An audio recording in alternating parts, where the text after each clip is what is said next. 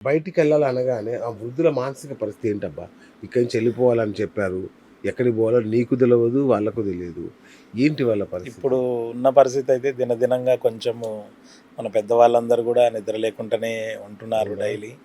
ఆ! నేను కూడా రోజొక ప్లేస్ వెతుకుతూనే ఉన్నాము. నానా రకాలుగా వెతుకుతున్నాము. ఆ! కానీ కొంచెం కష్టతరంగానే ఉంది.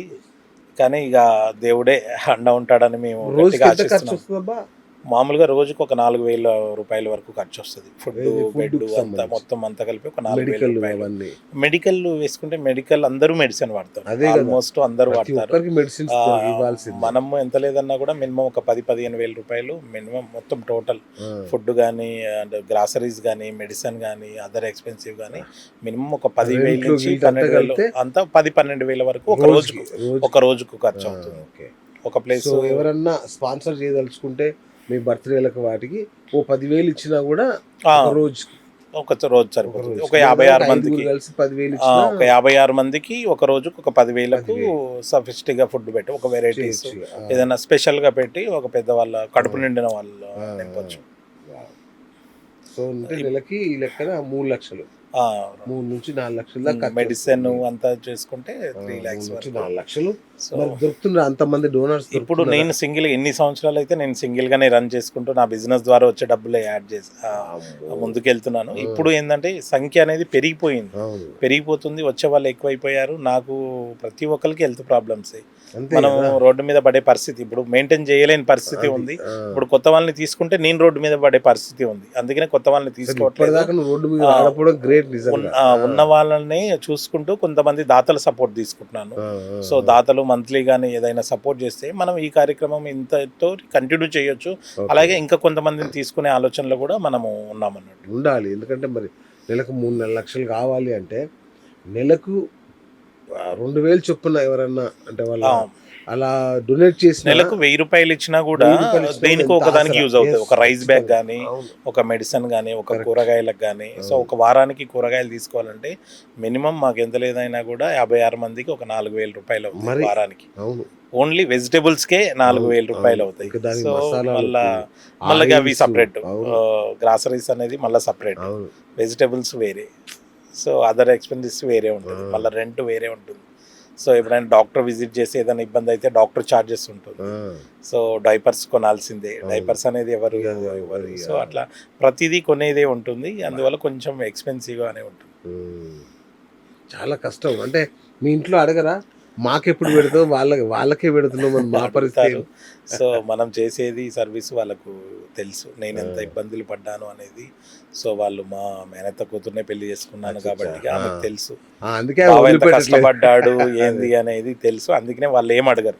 వేరే సో, వాళ్ళైతే ఈ ఎప్పుడైనా పాటికి ఈ విడాకులయిపోయేది. పాటికి రోజొక సమస్య, రోజొక ప్రాబ్లమ్స్ ఆ! ఉంటూనే ఉంటాయి. ఆ! సో, వాళ్ళకి తెలుసు, అర్థం చేసుకుంటారు. సో, ఏంటి అనేది నేను నా కాల్స్ కూడా నేనేదైనా పనిలో ఉన్నా మా వైఫ్ అటెండ్ చేస్తది. తను కూడా అచ్చా! ఓపికగా సమాధానం చెప్పి, సో, మాట్లాడుతుంటది. హ్మ్. తను కూడా ఓల్డ్ ఏజ్ హోమ్‌కొచ్చి అప్పుడప్పుడు మంచి చెడ్డ ఉన్నా కూడా చూసుకుంటది. వావ్! చూసుకొని వెళ్తుంటది. ఆమె సపోర్ట్ అదృష్టవంతులు. లేనిది మనము ఏం అసాధ్యం. అవును. చేయలేము. అవును. So, wonderful. వండర్‌ఫుల్.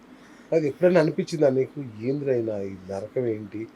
దీని నుంచి వదిలిపెట్టి ఎళ్ళిపోవాలి. రోజుకొక్కసారన్నా అనిపిస్తుంటుంది.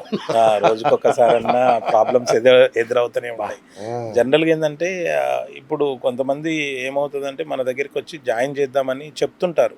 అవి చెప్పేవి వింటుంటే నిద్ర పట్టదు ఒక్కొక్కసారి. అంటే డిఫరెంట్ క్రిటికల్ సిట్యుయేషన్స్ చెప్తుంటారు. ఆ! కొడుకులు, బిడ్డలు ఉండి చూసుకోలేక వాళ్ళు పడే వేదనలు చెప్తుంటే నాకు చాలా అసలు అనిపిస్తది ఒక్కొక్కసారి. అబ్బా! అది ఏ ఇక మానవ జీవితం అబ్బా నేను పాపం. ఆ! ఇక చాలు, ఇక ఆపండి. నేను చూసుకుంటా. సరే, మీరు ఇన్ని రోజులు మీరు చేసింది అయిపోయింది, వదిలేసేయండి. ఇక్కడ నేను చూసుకుంటానని చెప్పేసి ఆ భరోసా ఇచ్చి వాళ్ళని టేకప్ చేస్తా. వాళ్ళు నెల నెల ఏమన్నా పంపిస్తారా? 1000, 500 అట్లా కూడా నెలకు పంపరా? పంపించే వాళ్ళు ఎవరు ఎవ్వరు ఎవరు లేరు. ఉండరు. ఒకసారి జాయిన్ చేశారంటే ఇటువైపు వచ్చి కూడా కన్నెత్తి చూడరు. చూడరు. చూడరు. జనరల్‌గా ఏందంటే వారానికి ఒకళ్ళిద్దరు చనిపోతూనే ఉంటారు. చనిపోయినప్పుడు మేము కాల్ చేసినా కూడా వాళ్ళు ఆలోచిస్తారే కానీ మేమొస్తున్నాము అనే మాట ఎవరు టక్కుని చెప్పరు. చనిపోయినా కూడా ఇన్ని రారు. సంవత్సరాలలో మేమొస్తున్నాము, వచ్చి మేము తీసుకెళ్తాము బాడీని అనే మాట కూడా వాళ్ళ నోటితో రాదు. చెప్తాము ఉండండి అని కాల్ కట్ చేసి మళ్ళీ 5, 10 నిమిషాల తర్వాత మళ్ళీ మేము కాల్ చేస్తే కానీ మళ్ళీ వాళ్ళు ఆన్సర్ ఇస్తారు. సో, అట్లాంటి సిచ్యువేషన్‌లో ఉన్నారు. సో రీసెంట్గా అయితే నిన్న 3 days బ్యాక్ జరిగిన సంఘటన, ఇద్దరు ఒకటే రోజు ఓల్డేజ్ హోమ్లో చనిపోయారు. సో ఇద్దరిట్లలో ఫోన్ చేసాము, దూరపు చుట్టాలకు ఫోన్ చేస్తే వాళ్ళు వస్తామండి మీరే చేయండి కార్యక్రమాలు అన్నారు. ఫస్ట్ మీరే చేయండి అని కార్యక్రమాలు అంటే సరే ఓకే అండి, మేము ఇన్ని రోజులు చూసుకున్నాము, ఆ కార్యక్రమాలు చేయకుండా ఏముండము, రెగ్యులర్గా చేస్తూనే ఉంటాము. అలా చేస్తామన్న తర్వాత ఒక 4-5 hours తర్వాత మళ్ళీ కాల్ చేసి లేదండి మేము తీసుకెళ్తామనండి. సరే ఓకే అండి. సో వచ్చిన తర్వాత కూడా అంబులెన్స్ డబ్బులు లేక ఇబ్బంది పడుతుంటే నేనే ఉల్టా డబ్బులు ఇచ్చి వాళ్ళకి పంపించా. అట్లాంటి సిచ్యువేషన్లో ఉన్నారు. అంబులెన్స్ బాడీని తీసుకెళ్తానికి వాళ్ళ దగ్గర డబ్బులు లేవంటే నేను ఇచ్చి పంపించా. నిదర్శనం 3 రోజుల కింద జరిగిన సంఘటన ఇది. అట్లా ఉన్నారు. చూసుకోవడం ఒక బాధ్యత, ప్లస్ వాళ్ళని చనిపోయిన తర్వాత కూడా చాలా మందికి మనం నా చేతులతోటి కార్యక్రమాలు చేస్తాం. దాదాపు లెక్క పెట్టుంటే కొన్ని వందల మంది అయి ఉంటారు, కానీ మనం ఎప్పుడు లెక్క పెట్టాము. దానికి ఖర్చు పెట్టుకోవాల్సిందే. దానికి కంపల్సరీ శ్మశాన వాటికలో మినిమమ్ ఖర్చు అనేది 15,000-20,000 రూపాయలు ఖచ్చితంగా ఉంటుంది. ట్రాన్స్పోర్ట్ అనేది వెహికల్ ఫ్రీగా ఉంటుంది. దాతలు ఉంటారు ఎవరన్నా? దాతలు ఎవరు ఉంటారు, నేనే సింగిల్గా చేస్తా. కానీ 3 months బ్యాక్ మాత్రం ఒక సంఘటన జరిగింది, అది నేను జీవితంలో మర్చిపోలేని సంఘటన. మంత్ ఎండింగ్ నాకు బిజినెస్ లేక చాలా ఇబ్బంది పడుతున్నాను. ఏం చేయాలో అర్థం కాలేదు. నేను మా కోఆర్డినేటర్ ప్రకాష్ ఉంటాడు, చెప్పా ప్రకాష్ ఏం చేద్దామంటే మరి నువ్వే చెప్పండి అన్న అని అంటే, మంత్ ఎండింగ్ డబ్బులు లేవు నా కాడ, ఎలా చేయాలంటే ఆ ప్రకాష్ దగ్గర ఉండి ఒక 4 వ్యక్తులకు ఫోన్ చేస్తాడు. నాగమోహన్ గారు అని ఒక వ్యక్తి, నాకు రెగ్యులర్గా ఫుడ్ డిస్ట్రిబ్యూషన్కి వస్తాడు. నాగేశ్వరరావు గారు అని ఇంకో వ్యక్తి, ప్లస్ మల్కాజ్గిరి నుంచి ఇంకోసారి వస్తారు.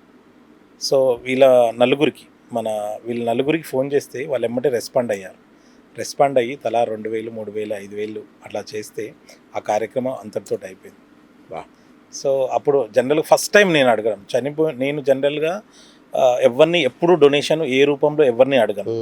ఫస్ట్ టైం నాకు బాధ కలిగిన సంఘటన, అరే మనము ఇంత సర్వీస్ చేస్తున్నాము, ఇంత చనిపోయిన తర్వాత కూడా మనము ఇంత ఇబ్బంది పడుతున్నాము అని చెప్పేసి ఒకసారి ఆలోచించి ఇక చేశాము. నేను కూడా ముందుకెళ్ళకుండా మా ప్రకాశే ఉన్నాడు, ప్రకాశే 4 ఫోన్ చేయగానే టక అమౌంట్ వేశారు. సో అది తీసుకునే కార్యక్రమాలు చేశాము. ఎన్జిఓ రిజిస్టర్ 2011 నుంచి రిజిస్టర్లోనే ఉంది.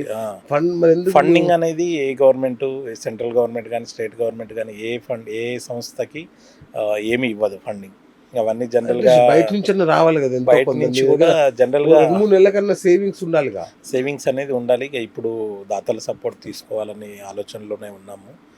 జనరల్గా ఏంటంటే ఏ ఎన్జిఓకి ఏ government, state government, central government కానీ ఏ ఎమ్మెల్యే కానీ ఎవ్వరూ చేయరు. మేము గత 15 సంవత్సరాల సర్వీస్లో మా ఎమ్మెల్యే సుధీర్ రెడ్డి గారు ఒక్కసారి వచ్చిపోయారు. జస్ట్ వచ్చి పలాని సంస్థ ఉంది ఇక్కడనా అని చెప్పేసి వెళ్ళిపోయారు. పర్మనెంట్ ఏదైనా చేద్దామని ఆలోచించారు. సో అంతేగాని మళ్ళీ ఇంతవరకు ఏమి వచ్చిపోలేదు. ఇప్పుడు సుధీర్ రెడ్డి గారి దగ్గర కూడా వెళ్ళే ప్రయత్నం చేస్తున్నాం మేము. ఎందుకంటే మా లోకల్లో లీడర్ తనే కాబట్టి ఏదైనా ఒక 300 గజాల ప్లేస్ ఇస్తే పర్మనెంట్ సొల్యూషన్ కోసం అనేది అడుగుదామని లెటర్స్ అన్ని ప్రిపేర్ చేసి పెట్టాము. ఇందిరమ్మ గృహాల ప్లేస్లో ఒకటి ఇచ్చినా చాలు కదా. అట్లాంటివి 2 ప్లేస్లు ఇస్తే, గ్రౌండ్ ఫ్లోర్లో 2 ఇస్తే పర్మనెంట్గా అవుతుంది, ఇబ్బంది ఉంటుంది, రెంట్కు ప్రాబ్లం ఏముంటుంది. సో మెడిసిన్, గ్రాసరీస్ అంటే జనరల్గా దాతల సపోర్ట్ తీసుకోవచ్చు. ఇలాగే ఎవరన్నా మీరు అన్నట్టుగా బర్త్డేలు ఎవరిదన్నా చేసుకుంటే గ్రాసరీస్ కానీ చేసుకోవచ్చు. ఒక 30 మంది తీసుకో అబ్బా, 30 బర్త్డేలు, ప్రతి నెల ఒక 30 బర్త్డేలు బుక్ చేసుకుంటే అసలు నువ్వు ఎవరిని ఒక సహాయం అడగక్కర్లా, అంతే కదా. కానీ లాస్ట్ సంఘటన మాత్రం నన్ను చాలా కదిలించింది అన్నది. ఎందుకంటే మన మంత్ ఎండింగ్ డబ్బులు లేక చాలా ఇబ్బంది పడ్డాను. ఆ స్ట్రగుల్ టైంలో వీళ్ళు 4 ముందుకొచ్చి మనకు సపోర్ట్ చేశారు. చాలా సంతోషం అనిపించింది. మేము ఒక్కసారి అడగంగానే ఏం ఆలోచించలే, శంకర్ అడిగాడు అని చెప్పేసి కూడా ఏం ఆలోచించకుండా టక్కన వేసేసి ఆ కార్యక్రమం ఆ రోజుతో అయిపోయింది. వచ్చిన తర్వాత ఏమంటే వాళ్ళందరికీ ఫోన్లు చేసి థ్యాంక్ యూ అండి అని చెప్పేసి పోయి కలిసా ఇలా జరిగింది సార్, ఇలా సిచ్యువేషన్ బాగాలేకుండే అడిగాను, లేకపోతే అడిగేటోని కాదు అంటే, శంకర్ మేము ఎప్పుడు మీకు ముందు ఉంటాము అని చెప్పేసి కొంతమంది అంటుంటారు. ఏమని మీకు ముందు ఉంటాము, మీరు అడగొచ్చు కదా, చెయ్యొచ్చా అంటారు. కానీ జనరల్గా ఏంటంటే ఆ మాటలు అనేది అక్కడికే పరిమితం ఉంటాయి. మా ఓల్డేజ్ హోమ్ దగ్గరికి వచ్చి అన్న మాటలు అక్కడికే పరిమితం ఉంటాయి. కొంతమంది ఏంటంటే కొంతమంది నెల పంపిస్తే మాకు కూడా కొంచెం ఇవన్నీ ఒక రైస్ బ్యాగ్కో ప్లస్ గ్రాసరీస్కో దేనికో దానికి సపోర్ట్ అవుతుంది అని ఆలోచించారు. ఆ బర్త్డే రోజు మాత్రమే మేము గుర్తొస్తాం, మిగతా రోజులలో ఇక దాని తర్వాత ఇక కామని. కానీ కొంతమంది మాత్రం గుర్తుపెట్టుకొని తెచ్చి ఇస్తుంటారు. బర్త్డేలు అంటే నువ్వు నన్నే తిట్టినావు ఇప్పుడు యాక్చువల్గా. నన్నే తిట్టినట్టు అనిపిస్తుంది. ఎందుకంటే నేను ఒక బర్త్డేలకు మాత్రమే డబ్బులు పంపిస్తాను నేను. లేదు అప్పుడు ఏంటంటే ప్రామిసులు చేస్తుంటారు, వాగ్దానాలు చేస్తుంటారు. సో మా బర్త్డే ఉంది కదా మేము ఫుడ్ పెడతామని చెప్పేసి కొంతమంది ప్రామిస్ చేస్తుంటారు.